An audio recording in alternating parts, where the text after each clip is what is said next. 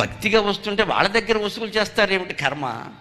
ఏమనాలి దీన్ని? వాడు స్వచ్ఛందంగా ఇస్తే అది వేరే విషయం.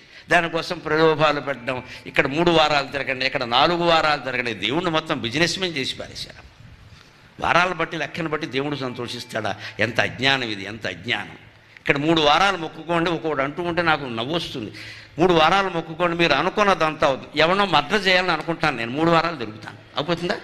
అలా అయితే ఆయన దేవుడు అవుతాడా? నేను అనుకుంటానమ్మా ఒకటి మర్డర్ చేద్దామని అనుకుని వెంకటేశ్వరం చుట్టూ 3 వారాలు తిరుగుతా. నా కోరిక నెరవేరిస్తే ఆయన ఏమయ్యాడు? కిరాయి గుండా అయ్యాడు. దేవుడు ఎలా అవుతాడండి? వెధవా నీ వాంఛ ఏమిటిరా అని నన్ను అడగాలి కానీ అది చేస్తాడు ఆయన. విచిత్రంగా మాట్లాడు. కోరిన కోరికలు అవుతాయి, అది తప్పుడు మాట అండి. అది మంచి కోరిక అని చెప్పాలి ఖచ్చితంగా. కోరిన కోరికలు అవ్వడం ఏంటండి? ఎంత అహంకారం మనకి! మనం కోరిన ప్రతిదీ అయిపోవాలా? ఎన్నికల్లో నిలబడిన వాళ్ళు ఇద్దరు వచ్చి దండాలు పెడతారు. దేవుడు ఆయన వెర్రివాడ ఇద్దరిని గెలిపించడానికి కుదిరేది కాదు. ఒకటే